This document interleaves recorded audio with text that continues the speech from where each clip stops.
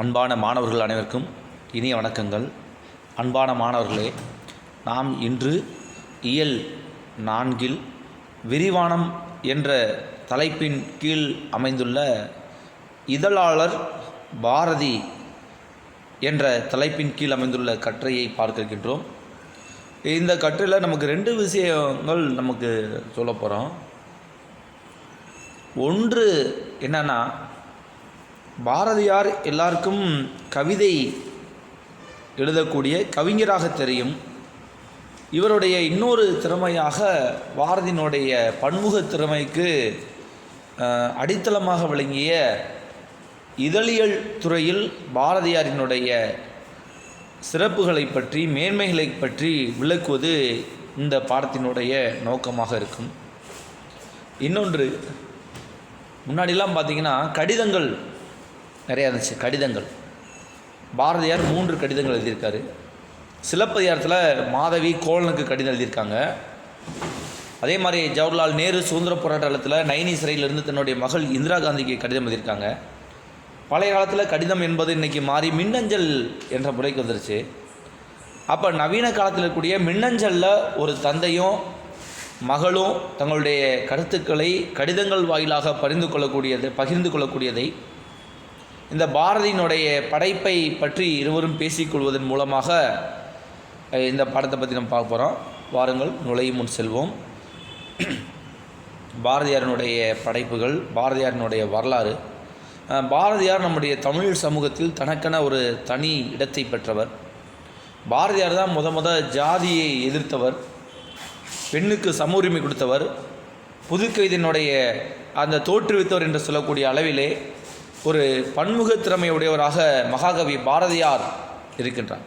இன்னொன்று பார்த்திங்கன்னா, பாரதியாருடைய காலகட்டம் பார்த்திங்கன்னா நாடு அந்நியருடைய அடிமைத்தலையின் கீழ் இருந்தது.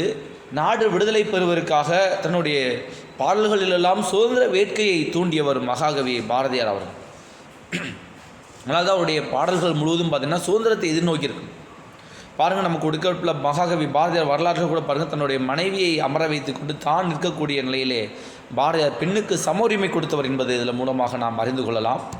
அதே மாதிரி பாரதியாருடைய நூல்கள் பார்த்திங்கன்னா கண்ணன் பாட்டு, கீழ்பாட்டு, பாஞ்சாலி சபதம், பாப்பா பாட்டு, விநாயகர் நான் மணி மாலை, ஞானரதம், வேதாந்த பாடல்கள், சொர்ணகுமாரி, தராசு, திண்டிய சாஸ்திரி, சந்திரிகையின் கதை போன்ற பல்வேறு நூல்களை இவர் ஏற்றுள்ளார். நுழையும் சொல்கிறாங்க பாருங்கள், கல்வி என்பது பள்ளியில் அல்லது கல்லூரி மட்டும் பெறப்படுவதென்று. இப்போ பள்ளிக்கூடத்தில் மட்டும்தான் கல்வி அப்படின்ற கிடையாது, கல்லூரியில் மட்டும்தான் கல்வி அப்படின்ற கிடையாது. அப்போ கல்வி என்பது வாழ்நாள் முழுவதும் சென்று கொண்டே இருக்கக்கூடியது. கல்வி கற்பவர் இதழ்களிலும் நடைமுறை அறிவை பெறுவதுடன் அதற்கேற்ப வாழவும் முனைகிறார்கள். அப்போ உத்தவ சொல்லுவாங்க, இன்று நீ தலைகுனித்து படிப்பதெல்லாம் இன்று நீ தலைகுனிந்து படிப்பதெல்லாம் நாளை இந்த சமுதாயத்தில் தலை நிமிர்ந்து வாழ்வதற்காக. புத்தகங்கள் மட்டுமே மனிதனை வளர்க்கக்கூடியவை அப்படின்னு நிறைய கருத்தில் இருக்கின்றாங்க. இங்கே அதான் சொல்கிறாங்க, இவ்விதழ்களின் ஆசிரியர்கள் சமூகத்திற்கு தேவையான பாடங்களை முன்வைக்கிறார்கள். நாள் இதழ்களில் வரக்கூடிய, குறிப்பாக அந்த காலத்தில் ஒரு நூல் ஆசிரியனுடைய ஒரு நோக்கம், குறிக்கோள் என்னென்னா, இந்த சமுதாயத்தை உயர்நிலைக்கு கொண்டு செல்வது, சமுதாய மக்களுக்கு தேவையான அறங்களை, கருத்துக்களை, நன்மைகளை முன்வைப்பது. அந்த வகையிலே சிறந்த பத்திரிகையாளன், நல்ல ஆசான் என்று சொல்வதில் எந்த ஐயமில்லை. பாரதியும் இதற்கு விளக்கன்று. செம்மொழியாக திகழும் நம் மொழி புதிய நடையும் புதிய உடையும் புதிய பொருளும் கொண்டு எழுச்சியுடன் திகழ காரணமாக அமைந்த தமிழ் சிற்பி பாரதியின் மற்றொரு பரிணாமம் இதழியல் பணி. அந்த இதழியல் பணியில் மகாகவி பாரதியார் எப்படி இந்த சமுதாயத்திற்கு தேவையான அறங்களையும் வழிகாட்டு நெறிமுறைகளையும் கூறியுள்ளார் என்பதை பற்றி இந்த இயலிலே பார்க்க இருக்கின்றோம். இந்த மின்னஞ்சல் சொன்னனால பாருங்கள், நாள், அதாவது தந்தை மகனுக்கு இப்படி உறவு முறைக்கு கடிதம் எழுதுகின்ற போது நாளும் இடமும் எழுதணும். அதான் எழுதியிருக்காங்க. 10/10/2018 அன்புசால் அப்பாவிற்கு. கடிதம் எழுதுவதே மறந்து போன இன்றைய சூழலில் அத்தனையும் பேசிவிட முடியாத கால பெரு இடைவெளியில் இதை எழுதுகிறேன். இப்பொழுது மின்னஞ்சல் வசதி இருப்பதால் கடித தொடர்பில் ஏற்பட்ட பெரும் இடைவெளி குறைந்தது. சிறு வயதில் எனக்கு பாரதியின் கவிதைகளை அறிமுகப்படுத்தியவர் நீங்கள்தாம். மகாகவி என்ற பேரொளியில் பாரதியின் பல பரிணாமங்கள் மறைந்துள்ளன என நீங்கள் அடிக்கடி கூறுவீர்கள். அண்மை காலமாக பாரதியின் இதழியல் பணி பற்றிய நூல்களை படித்து வருகிறேன். இதை தங்களிடம் பகிர்ந்து கொள்ளவே இம்மின்னஞ்சல். அப்பாவுக்கு அனுப்புகிறாங்க. என்னது, கடிதம் எழுதுவதே மறந்து போச்சு. இன்றைக்கி வாட்ஸ்அப்பு, ஃபேஸ்புக்கு, ட்விட்டர்லாம் வந்த பிறகு கடிதம் எழுதுவதே மறந்து போச்சு. இன்றைக்கி கடிதம் எழுதுவது எப்படின்னு தெரிய மாட்டேது. ஒரு அலுவலகத்திலிருந்து மற்றொரு அலுவலகத்திற்கு எழுதக்கூடிய கடிதம் எப்படி எழுதணும்னு தெரிய மாட்டேது. அந்தளவுக்கு நாம் கால வெள்ளத்தில் மூழ்கி விட்டோம். அப்போ அதான் சொல்கிறாங்க, கடிதம் எழுதுவதே மறந்து போன. எல்லாத்துலேயும் பேச முடியாது கடிதத்தில். ஆனால் இப்போ என்னது, மின்னஞ்சல் வசதி இருக்கனால அந்த கொஞ்சம் குறைஞ்சிருக்கு. அதே மாதிரி அப்பா சின்ன வயசுலேருந்தே பிள்ளைகளுக்கு எப்படி வளர்க்குறாங்களோ அப்படி தான் அந்த பிள்ளைகள் வளரும் அப்படின்றதுக்கு ஏற்ப அவங்க என்ன சொல்லியிருக்காங்க, அப்பா சின்ன வயசுலேருந்தே மகாகவி பாரதியாருடைய கவிதைகளை சொல்லியிருந்திருக்காங்க, படிக்க வச்சுருக்காங்க. அப்போ அந்த உங்கள் பெரிய ஆள் வந்த பிறகு அந்த பாரதியினுடைய அந்த நூல்கள் எடுத்து படிக்கிறப்போ பாரதியாரினுடைய இதழியல் பணி குறித்த நூல்களை படித்து வராங்க. அதான் சொல்கிறாங்க, அதான் அவங்க அப்பான்னு சொல்லியிருக்காரு, மகாகவி என்ற பேரொளியில் பாரதியின் பல பரிணாமங்கள் மறைந்துள்ளன. மகாகவி பாரதியார் நம்ம என்னது கவிதையை மட்டும் பார்க்குறோம், ஆனால் அதுக்குள்ளே என்னது பாரதியாருடைய பன்முகத்தன்மைகள் நிறைய இருக்குது. அதை பற்றி பார்ப்போம். இப்போ பாரதியாருக்கு என்னென்ன திறமை இருக்குன்னா, சிறந்த பேச்சாளர், சிறந்த பாடகர், கட்டுரையாளர், கவிதை எழுதக்கூடியவர், கதையாசிரியர், மொழிபெயர்ப்பாளர், அறிவியல் அறிஞர், ஆன்மீகவாதி, இப்படி நிறைய இருக்குது. அதெல்லாம் பற்றி இப்போ நீங்கள் சொல்லியிருக்கீங்க. இப்போ அதை தான் நான் ஒன்றை பார்த்துருக்கேன்றார். ஆமாப்பா, நீங்கள் கூறியது போல பாரதி கவிஞர் மட்டுமல்லர், சிறந்த பேச்சாளர், பாடகர், கட்டுரையாளர், கதை ஆசிரியர், மொழிபெயர்ப்பாளர், அரசியல் அறிஞர், ஆன்மீகவாதி, இவை அனைத்திற்கும் மேலாக மிகச்சிறந்த இதழாளர் என்பதை அறிந்த பொழுது நான் பாரதியை எண்ணி எண்ணி வியந்தேன். அப்போ பாரதியாருடைய பார்த்திங்கன்னா எவ்வளவு பன்முகத்தன்மை இருக்குது. கவிஞர், பேச்சாளர், கட்டுரையாளர், கதை ஆசிரியர், மொழிபெயர்ப்பாளர், அறிவியல் அறிஞர், ஆன்மீகவாதி, ஏறக்குறைய 7 இங்கே சொல்கிறாங்க. இப்படி நிறையா இருக்கனால அவருடைய அந்த பன்முகத்தன்மை குறித்து நான் ரொம்ப வியந்து போனேன் அப்படின்னு சொல்லி மக சொல்கிறாங்க. அப்பா, எட்டயாபுரம் சமாஸ்தானத்தின் பணி கட்டுப்பாட்டிலிருந்து வெளியேறிய பாரதி மதுரை சேதுபதி உயர்நிலைப் பள்ளியில் தமிழாசிரியராக பணியில் சேர்ந்தார். பாரதியார் முதல் எங்கே சேர்ந்தாங்கன்னா மதுரையில் இருக்கக்கூடிய சேதுபதி உயர்நிலைப் பள்ளியில் தமிழாசிரியராக தான் முதல் வந்தார். எங்கே, எட்டயாபுரம் மன்னருடைய அவையிலிருந்து வெளியேறி வந்த பிறகு கொஞ்ச நாள் அங்கேருந்து வெளியே வந்தார். வெளியே வந்து என்ன செஞ்சார், சுதேசமித்திரன் இதழில் உதவி ஆசிரியராக பொறுப்பேற்றார். பாரதியாரின் உலகளாவிய பார்வை கூர்மைப்பட இதழியல் பணியே தூண்டுகோலாக இருந்திருக்க வேண்டும். அப்போ பாரதியாருக்கு இன்றைக்கி பன்முகத்தன்மை இருக்குது, எல்லா துறையிலும் மிகச்சிறந்தவராக இருக்கின்றார் என்றால் அதுக்கு எது காரணமாக இருந்திருக்குன்னா அவருடைய இதழியல் பணி தான் காரணமாக இருக்குன்னு சொல்லி அவங்க மக சொல்கிறாங்க. இதழியல் துறைக்கு பாரதி வந்தது சாதாரண நிகழ்வாக இருக்கலாம், ஆனால் அதில் அசாதாரணமற்ற நிகழ்த்தி காட்டினார். சுதேசமித்திரன், சக்கரவர்த்தினி, இந்தியா, பாலபாரதி அல்லது யங் இந்தியா, விஜயா, சூரியோதயம், கர்மயோகி ஆகிய பல இதழ்களில் ஆசிரியராகவும் துணை ஆசிரியராகவும் பங்காற்றிய அவரை நாம் இதழாளராக கொண்டாட தவறிவிட்டோம் பொண்ணு சொல்கிறாங்க. பாரதியார் சுதேசமித்திரன்ற ஒரே ஒரு நாளிதழில் மட்டும் பணிபுரியலை, நிறைய இதழ்களில் பணியாற்றி இருக்கிறாரு. எத்தனை பாருங்கள், சுதேசமித்ரன், சக்கரவர்த்தினி, இந்தியா, பாலபாரதி அல்லது யங் இந்தியா, விஜயா, சூரியோதயம், கர்மயோகி, 7 இதழ்களில் ஆசிரியராகவும் துணை ஆசிரியர். அப்போ 7 இதழ்கள்னா சாதாரணமாக செய்ய முடியாது. ஆனால் நம்ம என்ன செஞ்சுட்டோம், அவரை வந்து வெறும் கவிஞர் மட்டும் வச்சு அவரை ஒரு இதழாளராக கொண்டாட தவறிவிட்டோம் அப்படின்ற என்னுடைய வருத்தத்தை அவங்களுடைய பொண்ணு சொல்கிறாங்க.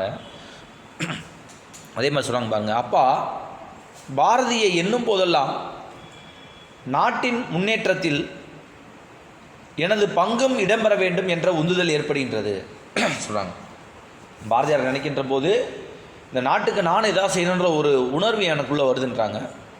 அதான் பாரதியார் முத எங்கே இருக்காங்க, எட்டயபுரம் மன்னர் அவையிலேருந்து வெளியே வந்தோன்னே மதுரை சேதுபதி பள்ளியில் உயர்நிலைப் பள்ளியில் தமிழாசிரியராக இருந்தார். அதுக்கடுத்து சுதேசமித்ரன் இதழில் உதவி ஆசிரியராக இருந்தார். எந்தெந்த நூலில் பணியாற்றிருக்கார் பாருங்க, 4 இதழில் ஏற்கனவே சொன்னதான், சுதேசமித்ரன், சக்கரவர்த்தினி, இந்தியா, பாலபாரதி அல்லது யங் இந்தியா, விஜயா, சூரியோதயம், கர்மயோகி. அதே மாதிரி இவர் இன்னும் பார்த்திங்கன்னா சர்வஜனமித்ரன், ஞானபானு, காமன்வில், கலைமகள், தேசபக்தன், கதா ரத்னாகரம் போன்றதுலேயும் பணியாற்றியிருக்கிறாரு. அதை பற்றி பின்னாடி பார்ப்போம். அதான் அவங்க பொண்ணு சொல்கிறாங்க, பாரதியார் நினைக்கின்ற போலாம் நாட்டு முன்னேற்றத்தில் என்னுடைய பங்கு இருக்கணுன்ற உந்துதல் எனக்கு ஏற்படுகின்றது. அதான் சொல்கிறாங்க, பாரதி யானை மிதித்து சாகவில்லை, வறுமை மிதித்து செத்தார் என எங்கேயோ கவித்துவமாக பாடிய நினைவு. என்னது, பாரதி வெறும் யானையாண்டி மட்டும் சாகலை, வறுமை. இவ்வளோ பெரிய கவிஞர் மிக கொடிய வறுமையில் இருந்திருக்கார். அவர் மறைந்ததுக்கு அதுவும் ஒரு காரணம். அதெல்லாம் பார்த்திங்கன்னா 12ஆம் வகுப்பில் பார்த்திங்கன்னா உங்களுக்கு பாரதி எழுதிய கடிதங்கள் இருக்கும். அதில் இந்த பற்றி இன்னும் நிறைய தெரிஞ்சுக்கலாம். இத்தனை வாழ்க்கை போராட்டத்திலும் உலக பார்வை கொண்டவராக பாரதி இருந்ததை நினைத்தால் வியப்பாக இருக்கிறது. படைப்பாளர்களும் சிந்தனையாளர்களும் கொண்டாடப்பட வேண்டும். இனி எந்த ஓர் ஆளுமையையும் இத்தகைய நிலையில் நாம் விட்டுவிடக்கூடாது பொண்ணு சொல்கிறாங்க. அப்போ பாரதியார் வாழ்க்கையில் அடுத்த வேளை உணவுக்கே ரொம்ப கஷ்டப்படக்கூடிய ஒரு சூழலில் இருந்தாலும் கூட அவர் பார்த்திங்கன்னா நாட்டுக்காக எவ்வளவு சேவை செஞ்சுருக்காரு. இது நினச்சா ரொம்ப வியப்பாக இருக்குது. ஆனால் என்ன சொல்கிறாங்க, படைப்பாளர்களும் சிந்தனையாளர்களும் இந்த உலகில் கொண்டாடப்பட வேண்டும். அவங்க நாட்டை பற்றி சிந்திச்சாங்க, தன்னுடைய மனைவி மக்கள் குடும்பத்தை பற்றி சிந்திக்கலை. அப்போ அவர்களால் நாம் கொண்டாட வேண்டும் என்பதை இங்கே அவருடைய மகள் பதிவு செய்கிறார்கள். என்ன சொல்கிறாங்க, நீ எந்த ஒரு ஆளுமையையும் இத்தகைய நிலையில் நாம் விட்டுவிடக்கூடாது. நிறைய கவிஞர்கள் அவங்களுடைய வாழ்கின்ற காலத்திலே ஏற்றுக்கொள்ளப்படாமல் மிக கொடிய வறுமையில் இருந்தார்கள். இன்றைக்கி நம்ம பாரதியாரை கொண்டாடுறோம், தலைக்கு மேலே தூக்கி சாடுறோம். ஆனால் அவர் வாழ்ந்த காலகட்டத்திலே அவருக்கு எந்த ஒரு உயர்வும் இல்லை, ரொம்ப வறுமையில் இருந்தார், யாரும் மதிக்கலை. கவிஞர்களை பைத்தியக்காரர்கள்னு சொல்லி நிறையா பேர் சொன்னாங்க அந்த காலத்துலலாம். ஏன்னா அவங்க சொல்கிறதெல்லாம் நடைமுறை வாழ்வியில் ஒத்தே வராதுன்ற மாதிரி இருந்துச்சு.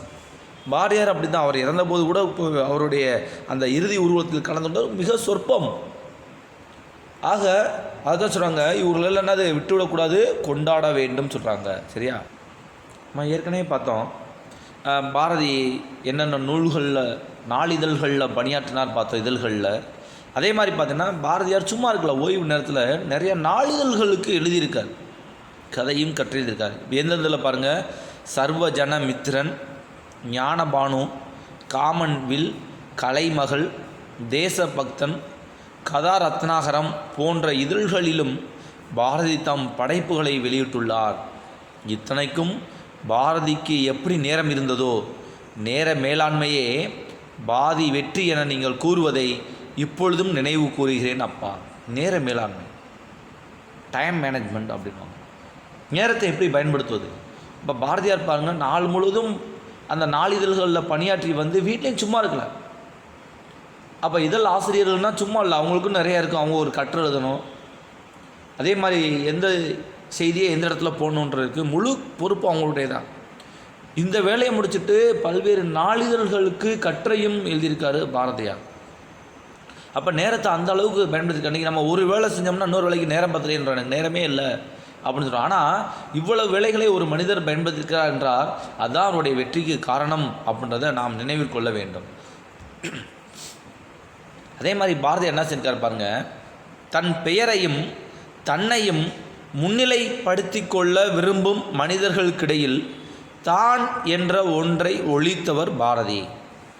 ஆங்கிலேயர்களின் கெடுபிடிகளால் விடுதலை வேட்கையூட்டும் கருத்துக்கள் மக்களை சென்றடைந்தால் போதும் என எண்ணி இலசை சுப்பிரமணியன், சாவித்ரி, சீசு பாரதி, வேதாந்தி, நித்தியதீரர், உத்தம தேசபிமானி, செல்லிதாசன், காளிதாசன், சக்திதாசன், ரிஷிகுமாரன், காசி, சரஸ்வதி, பிஞ்சு காளிதாசன், செல்லம்மா, கிருஷ்ணன் என பல புனை பெயர்களில் எழுதியுள்ளார். பாரதியாருக்கு இன்னொரு முக்கியமான விஷயம் என்ன சொன்னேன், ஆங்கிலேயருடைய ஆட்சி காலத்தில் நாடு விடுதலை அடைவதற்காக அரும்பாடுபட்டவர். அப்போ ஆங்கிலேயருடைய கெடுபிடி நிறையா இருந்துச்சு. பாரதியார்ன்ற பேர் வந்தாலே அது வெளியிடக்கூடாதுன்ற சட்டம்லாம் இருந்துச்சு. அதனால் பாரதியார் என்ன செஞ்சார், தன்னுடைய பெயர்களில் எழுதாமல் நிறைய புனை பெயர்களில் எழுதினார். நோக்கம் தன்னுடைய கருத்து மக்கள்கிட்ட போகணுமே தவிர வேறு ஒன்றில் தான் அப்படின்ற அந்த ஒன்றை அளித்தவர் பாரதியார். என்னென்ன புனைப்பெயர்கள் எழுதியிருக்கா பாருங்க, இலசை சுப்பிரமணியன், சாவித்ரி, சீசு பாரதி, வேதாந்தி, நித்தியதீரர், உத்தம தேசபிமானி, செல்லிதாசன், காளிதாசன், சக்திதாசன், ரிஷிகுமாரன், காசி, சரஸ்வதி, பிஞ்சு காளிதாசன், செல்லம்மா, கிருஷ்ணன் ஏறக்குறைய 15 பேர்களுக்கு மேலே புனைப்பெயர்களில் கதைகளையும் கற்றைகளையும் எழுதி மக்களிடம் விடுதலை உணர்வை தூண்டியவர் மகாகவி பாரதியார். பாரதியாருக்கு இன்னொரு பெரிய ஆசை இருந்துச்சு. கருத்துடன் காட்சியும் இடம்பெறுவது வாசகர்களை கவரும் தானே அப்பா பொண்ணு சொல்கிறாங்க. பாரதி அன்றே தாம் பணியாற்றிய இதழ்களில் கருத்து படங்களையும் கேலி சித்திரங்களையும் வெளியிட்டுள்ளார். தமிழ் இதழியல் துறையில் முதலாக கருத்து படங்களை அறிமுகப்படுத்தியவர் பாரதிதானே. லண்டன் பஞ்ச், இந்தி பஞ்ச் முதலான கருத்து படங்களை கொண்ட இதழ்களை பார்த்த பாரதி தமிழில் சித்ராவளி என்ற பெயரில் கருத்து படங்களை மட்டுமே கொண்ட இதழ் ஒன்றையும் நடத்த விரும்பினார். அதை செயல்படுத்த முடியாவிட்டாலும் இந்தியா விஜயா ஆகிய 2 இதழ்களிலும் கருத்து படங்களை வெளியிட்டுள்ளார். அதாவது இன்றைக்கி பார்த்தீங்கன்னா கேலி சித்திரம்னாங்க, கார்ட்டூன் படம் அப்படின்னாங்க. அப்படின்னா என்னன்னா, இன்றைக்கி பார்த்தீங்கன்னா நாளிதழ்கள்லாம் கட்டாயம் இந்த கருத்து படம் இருக்கும். என்னது இன்றைக்கி அரசியலில் ஒரு முக்கியமான விஷயம், நாட்டில் ஒரு முக்கியமான விஷயம்னா அந்த இதை வந்து கருத்து படமாக போடுவாங்க. இன்னொன்று கேலி சித்திரம், அரசியல்வாதிகள் தன்னுடைய கொள்கைக்கு மாறாக இருக்காங்கன்றதை கேலி சித்திரம் மூலமாக சொல்லுவாங்க. இதெல்லாம் என்ன கருத்து படம். இதை மக்கள்கிட்ட சொன்னோம்னா மக்களுக்கு ஒரு கருத்து நல்லா போய் சேருன்றதில் பாரதியாருக்கு அசைக்க முடியாத நம்பிக்கை இருந்துச்சு. அவர் பார்த்தோன்னா லண்டன் பஞ்ச், இந்தி பஞ்சு போன்ற கருத்து படங்கள் கொண்ட நாளிதழ்களை பார்த்து தமிழ்லையும் அப்படி தனியாக ஒன்று ஆரம்பிக்க நினச்சார். இது 2 மதிப்பெண்ணோடு இருக்கலாம். தமிழில் சித்ராவளி என்ற பெயரில் கருத்து படம், கார்ட்டூன் படத்தை மட்டும் வச்சுக்கிட்டு ஒரு இதழ் வெளியிடணும்னு விரும்பினார். ஆனால் முடியலை. அதற்கு மாறாக இந்தியா விஜயா ஆகிய 2 இதழ்களில் கருத்து படங்களை வெளியிட்டார். கருத்து படம் அது கேலி சித்திரம். இது என்னென்னா பாரதியார் என்னென்ன புனை பெயர்களில் கதைகளையும் கற்றைகளையும் எழுதியிருக்காரு. இலசை சுப்பிரமணியன், சாவித்ரி, சீசு பாரதி, வேதாந்தி, நித்தியதீரர், உத்தம தேசபிமானி, செல்லிதாசன், காளிதாசன், சக்திதாசன், ரிஷிகுமாரன், காசி, சரஸ்வதி, பிஞ்சு காளிதாசன், செல்லம்மா, கிருஷ்ணன் போன்ற புனை பெயர்கள் எழுதியிருக்காரு. இதுதான் கருத்து சித்திரம் அல்லது கார்ட்டூன் படம், கேலி சித்திரம், சித்ராவளி. இப்போ இதை வச்சு ஒரு இதழ் வெளியிடணும்னு நினச்சாரு, அது முடியலை. ஆனாலும் அவர் பணியாற்றிய இந்தியா விஜய் ஆகிய 2 இதழ்களும் இந்த கருத்து படத்தை வச்சுருக்காரு. ஒருத்தன் கீழே பிடிச்சிட்டு இருக்கான், ஒருத்தன் மேலே ஏறணும்னு நினச்சிட்டு இருக்கான். அப்போ இது என்ன சொல்லலாம், நம்ம நாட்டில் இப்போ யாராவது மேலே ஏறணும்னு நினச்சாங்கன்னா அவங்கள கவுகளுக்கு நிறைய பேர் இருக்காங்க, உண்மையாக உழைக்கிறவங்களுக்கு மரியாதை இல்லை. இப்படி நிறைய கருத்து படங்கள் தன்னுடைய நாளிதழ்களில் வெளியிட்டு மக்களுக்கு விடுதலை உணர்வை ஊட்டினார் மகாகவி பாரதியார். அதே மாதிரி பாரதியாருக்கு இன்னொன்று என்னென்னா, அந்த தலைப்பிடல் அப்படின்றதுக்கு அது அடுத்தல இருக்குது. தலைப்பிடல் எப்படி இருந்துச்சுன்றதை அடுத்து இதில் பார்ப்போம். இப்போ அதுக்கு முன்னாடி இருக்கக்கூடிய பார்ப்போம். பாருங்கள், காட்டின் நெருக்கமான வழிகளில் யானை நடக்கும் தடத்தை பின்பற்றி பிற விலங்குகளும் அப்பாதையில் சுலபமாக நடக்கும். யானையோட பாதம் பெருசாக இருக்கும். அப்போ அதனுடைய பாதத்தை தரையில் வச்சு நடத்தக்கூடிய அந்த தடத்தை பின்பற்றிய நிறைய விலங்குகள் ஈஸியாக சுலபமாக நடக்கும். அதை போலவே இதழியலில் பாரதியின் தடம் பற்றி நடந்தவர்கள் பலர் இருந்தனர். அவர்களுள் பாரதியிடம் துணை ஆசிரியர்களாக பணியாற்றியவர்களான பி சுப்பையா, ஹரிஹரர், என் நாகசாமி, வா ராமசாமி, பரளி சு நெல்லையப்பர், கனகலிங்கம் போன்றோர் குறிப்பிடத்தகுந்தவர். யார் இவங்கெல்லாம்? பாரதியாரை பின்பற்றி அவரை போலவே நாளிதழ்களில் ஆசிரியர்களாக துணை ஆசிரியர்களாக பணியாற்றியவர். பாரதியாரை பின்பற்றி இவங்களாம் வந்தாங்க. யார் யார்? சுப்பையா, பி சுப்பையா, ஹரிஹரர், என் நாகசாமி, வா ராமசாமி, பரளி சு நெல்லையப்பர், கனகலிங்கம்.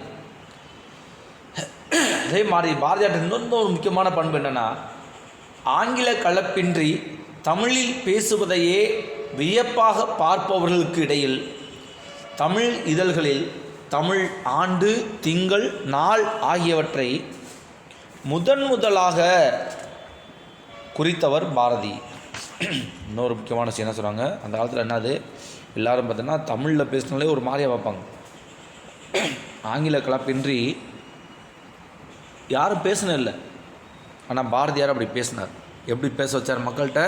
தன்னுடைய இதழ்களில் நாள், ஆண்டு, மாதம் எல்லாத்தையும் தமிழ் எழுதினார். இதனால் என்னாச்சுன்னா தமிழ் மொழி மீது மக்களுக்கு பற்று ஏற்பட ஏதுவாயிற்று. தமிழ் ஆண்டில் எழுதினார். மாதம், நாள் ஆகியவற்றெல்லாம் தூய தமிழ் எழுதி மக்களிடம் மொழியை கொண்டு சேர்த்தவர் பாரதி. அப்புறம் என்ன பார்த்தீங்கன்னா இந்தியா என்ற இதழில் ஏன் சிகப்பு வண்ணத்தில் இருக்குன்னு சொல்லி அவங்க பொண்ணு கேள்வி வைப்பாங்க. அதுக்கு என்ன பதில் சொல்லணும்னு பார்ப்போம். அதுக்கு முன்னாடி அடுத்தது பார்ப்போம். அவரது மூச்சும் பேச்சும் பணியும் தமிழின் வளர்ச்சியை முன்னிட்டே இருந்திருப்பது என் போன்ற இளையோருக்கு இன்றைக்கு நினைத்தாலும் பெரும் ஊக்கமாக உள்ளது. அப்பா, உங்களுக்கு ஒன்று தெரியுமா? பெண் விடுதலைக்கு பாடுபட்ட பாரதி பெண்களுக்காக தமது சக்கரவர்த்தினி இதழில் குரல் வெண்பா எழுதியுள்ளார். அக்குரல், பெண்மை அறிவுயர பீடோங்கும், பெண்மைதான் ஒன்மையுற ஓங்கும் உலகு. எடுத்துக்கொண்ட ஒவ்வொரு செயலிலும் தமது கொள்கையையும் உணர்வையும் வெளிப்படுத்தும் பண்பை பாரதியிடமிருந்து இளைய சமுதாயம் கற்றுக்கொள்ள வேண்டும். பாரதி என்ன செஞ்சார்? அப்போ அவருடைய பேச்சு, மூச்சு, பணி எல்லாமே தமிழ் மொழியினுடைய வளர்ச்சியை பற்றி இருந்தது. அது எப்போ நினைக்கிறப்போ என்னை மாதிரி ஆளுகளுக்கு ரொம்ப ஊக்கமாக இருக்குன்னு சொல்லி அவங்க பொண்ணு சொல்கிறாங்க. இன்னொன்று சொல்கிறாங்க, அப்பா உங்களுக்கு ஒன்று தெரியுமாப்பா, பாரதியார் விடுதலைக்கு மட்டும் போராடல, பெண் உரிமைகளுக்காக, பெண்களுக்காக தன்னுடைய சக்கரவர்த்தினி இதழில் குரல் எழுதியிருக்காரு. என்ன குரல் எழுதியிருக்காரு? பெண்மை அறிவு உயர பீடு பீடு என்றால் பெருமை. பெண்களுக்கு அறிவு வளர வளர இந்த சமுதாயம் பெருமை அடையும். பெண்மைதான் உண்மையுற, பெண்மை தங்களுக்கு உரிய நிலைகளை அடைந்து விட்டாள் என்றால் இந்த உலகம் மிகச்சிறந்த உயர்ந்து ஓங்கும் என்பதை பாரதியாருடைய அசைக்க முடியாத நம்பிக்கையாக இருந்துச்சு. பாரதியார் இது மாதிரி பாரதியாருடைய இன்னொரு விஷயம் அங்கே பாருங்கள், கட்டத்துக்குள்ளே போட்டிருக்காங்க. பாரதியார் கூடியவரை பேசுவது போலவே எழுதுவதுதான் உத்தமம் என்பது என்னுடைய கட்சி. எந்த விஷயம் எழுதினாலும் சரி, ஒரு கதை அல்லது ஒரு தர்க்கம், ஒரு சாஸ்திரம், ஒரு பத்திரிகை விஷயம், எதை எழுதினாலும் வார்த்தை சொல்லுகிற மாதிரியாகவே அமைந்து விட்டால் நல்லது. பாரதியார் நம்ம பேசுகிற மாதிரியே கட்டுரை இருக்கணும். கட்டுரையை படித்தா புரியாத மாதிரி இருக்கக்கூடாது. தினத்தந்தி நாளிதழ் இவ்வளோ தூரம் வந்ததுக்கு காரணம் என்னென்னா, அதனுடைய உரிமையாளர் சொல்வாராம், எழுத படிக்க தெரிஞ்ச ஒருத்தரை கூப்பிட்டு வாசி சொல்வாராங்க. இப்போ அதை வாசிச்சு பாரு, உனக்கு புரியுதான்னு வரேன். புரியுதுன்னா ரைட்டு, கட்டுரை நல்லா இருக்குது, எல்லாருக்கும் படிக்கலாம். அப்படித்தான் தன்னுடைய வாசகர்களை பெருக்கிறார் தினத்தந்தி நாளிதழ் ஆசிரியர். அதே போல் இங்கே பாரதியார் சொல்கிறார் பாருங்க, அந்த காலத்து என்ன சொல்கிறாரு? கூடியவரை பேசுவது போல எழுதுவதுதான் உத்தமம். அதனது மக்கள்கிட்ட எளிமையாக போய் சேரும் அப்படின்றது பாரதியார் அப்பயே எடுத்து சொல்லியிருக்காரு. பாருங்கள், பாரதியை போன்றே பிற ஆளுமைகள் பற்றியும் நீங்கள் கூறியதுண்டு. பிற அறிஞர்களின் பலதுறை அறிவையும் கற்று போற்ற வேண்டியது இன்றைய தேவை. எனக்கு ஒரு ஐயம் உண்டு. இந்தியா இதழை சிவப்பு வண்ணத்தாளில் ஏன் பாரதி வெளியிட்டார் அப்பா? அதை அறிந்து கொள்ள ஆவல். பாரதியை பற்றி கூடுதலாக தெரிந்து கொள்ள வேண்டும் என்ற ஆர்வம் பன்மடங்காகியுள்ளது. தங்களின் பதில் கடிதத்தில் எழுதுவீர்கள் என்று நம்புகிறேன். பாரதியை படித்ததில் அவரை பற்றி பகிர்ந்து கொள்வதிலேயே கவனமாக இருந்துவிட்டேன். அம்மாவும் தம்பியும் நலந்தானே? என் நினைவு முழுவதும் நம் வயல்வெளியும் கன்றுக்குட்டியும் தான். உங்களுக்கும் என் அன்பும் வணக்கமும் அப்பா. தங்கள் அன்பு மகள் வானதி. வானதி அப்படி பாரதியார் பற்றி பேசும்போது ஒரு சந்தேகம் வந்துருச்சு. என்ன சந்தேகம்? ஏன்பா பாரதியார் அந்த இந்தியா என்ற இதழை சிவப்பு வண்ணத்தாளில் ஏன் வெளியிட்டிருக்கார் பாரதியார்? அதுக்கு ஏதாவது காரணம் இருக்கா? சனிக்கிழமை இது வந்து அவருக்கு பாருங்கள், அவருக்கு ஏற்கனவே சொல்லியிருக்கேன். இந்த இந்தியா என்ற இதழ் இதில் ஏன் இந்த சிகப்பு வண்ணத்தை பாரதியார் வந்து போட்டு இந்த இதழில் துவங்கியிருக்காரு அப்படின்றது மகளோட இது. மக பேர் என்னது? வானதி. இதோட கடிதம் முடிஞ்சு திருப்பி அப்பா எழுதுறாங்க. பொண்ணு எப்போ எழுதுறாங்க? 10/10/2018. இதை பார்த்து அப்பா அடுத்த நாள் எழுதுகிறாரு. அன்பு மகள் வானதிக்கு உன் மின்னஞ்சல் கிடைக்க பெற்றேன். பெரும் மகிழ்வு கொண்டேன். நீயும் உன் நண்பர்களும் நலமாக உள்ளீர்களா? எவ்வளவு கடுமையான வேலைகள் இருப்பினும் காலை உணவை தவிர்க்காதே. இங்கு அம்மா, தம்பி, வயல்வெளி, உன் கன்றுக்குட்டி நலமே. பாரதி பற்றி அறிந்திருந்த செய்திகளை நீ பகிர்ந்திருந்தது மகிழ்ச்சி.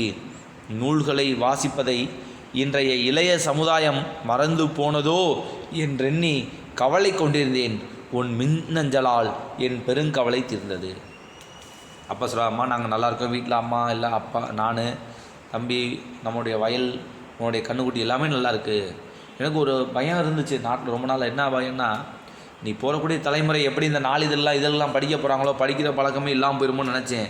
ஆனால் நீ பாரதியை பற்றி படித்து சொன்னலேருந்து எனக்கு அந்த கவலை தீர்ந்து போச்சு சொல்கிறாங்க.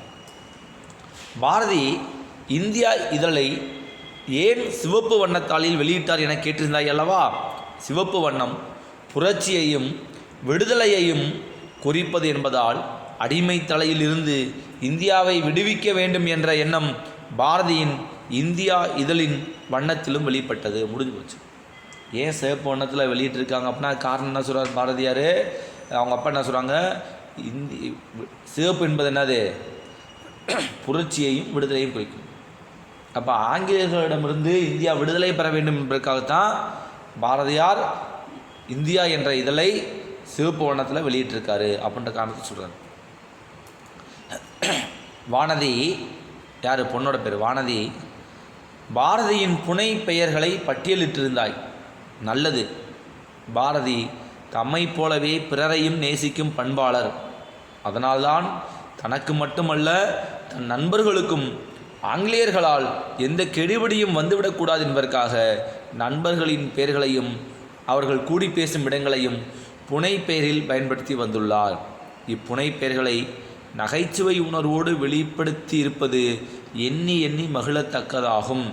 மேலும் மற்றவர் பெயரை வெளிப்படுத்த விரும்பாத பாரதியின் இதழியல் அறத்தையும் இப்புனை பெயர்களில் காணலாம். தன் மனைவி செல்லம்மாவையும் கண்ணம்மா, வள்ளி என்ற புனை பெயர்களிலேயே குறிப்பிட்டிருந்தார். என்னது? வானதி பாரதியோட புனை பெயரில் சொல்லியிருந்தால் ரொம்ப நல்லதுமா. பாரதியார் ஏன் தன்னுடைய நண்பர்களுடைய பெயரை சொல்லாமல் புனை பெயரில் எழுதியிருக்காருன்னா, தன்னால் தன்னுடைய நண்பர்களுக்கு எந்த ஒரு பாதிப்பும் ஏற்பட்டு விடக்கூடாது என்பதற்காக தான் பாரதியார் யாருடைய பெயரையும் சொல்லாமல் புனை பெயர்களில் கதைகளையும் கட்டுரைகளையும் எழுதியிருக்கார். இவற்றை சொல்லுகின்ற போது கூட நகைச்சுவை உணர்வோடு சொன்னது ரொம்ப சிறப்பு தகுந்தது. ஒரு இதழியல்னால் ஒரு சிக்கல்னால் அந்த சிக்கலில் யாருக்காகன்ற பேரை வெளிப்படுத்தக்கூடாது. உதாரணத்துக்காண்டி ஒரு பெண்ணுக்கு சமூக அநீதி நடந்திருக்கு. அந்த அநீதியை பற்றி நாளிதழில் வருகின்ற போது அதனுடைய பெண்ணுடைய பெயரை மாற்றிருப்பாங்க. ஏன்னா அந்த பெண்ணை சொன்னாங்கன்னா அதனால் அவங்களுக்கு நிறையா இன்னல்கள், இடையூறுகள் ஏற்படும் என்பதற்காக எங்கேயுமே பேரை சொல்லப்படாது. இது ஒரு இதழியல் அறம். அதே போல் பாரதியும் செஞ்சுருக்காருன்னா, அது தன்னுடைய மனைவி பேரை கூட சொல்லுகின்ற போது செல்லம்மான்னு சொல்லாமல் கண்ணம்மா, வள்ளி என்ற புனைப்பேர் தான் சொல்லியிருக்காரே தவிர எங்கேயுமே பேரை சொன்னதில்லை. அதே மாதிரி அந்த கட்டத்தில் உள்ள பாருங்கள், பாரதியார் இறக்கும் பொழுதும் இதழாளராகவே இறந்தார். இறந்து போவதற்கு முதல் நாள் இரவு தூங்கச் செல்லும் முன்பு நாளைக்கு அமானுல்லா கானை பற்றி ஒரு வியாசம் எழுதி ஆபீஸ்க்கு எடுத்துக்கொண்டு போக வேண்டும் என்று இறுதியாக பாரதியார் கூறியுள்ளார். பாரதியை பற்றி நண்பர்கள் பத்மநாபன். இப்போ பாரதியார் இறக்கின்ற போது கூட என்னது நாட்டை பற்றி தன்னுடைய நாளிதழில் பற்றி தான் யோசிச்சிருக்காரு. அது முதல் நாள் நைட்டு இரவு கூட நாளைக்கு அமானுல்லா கானை பற்றி ஒரு வியாசம் ஒரு கட்டுற மாதிரி எழுதணும்னு சொல்லி தான் செஞ்சு படுத்திருக்காரு. படுத்தவர் இறந்தே போயிட்டார்.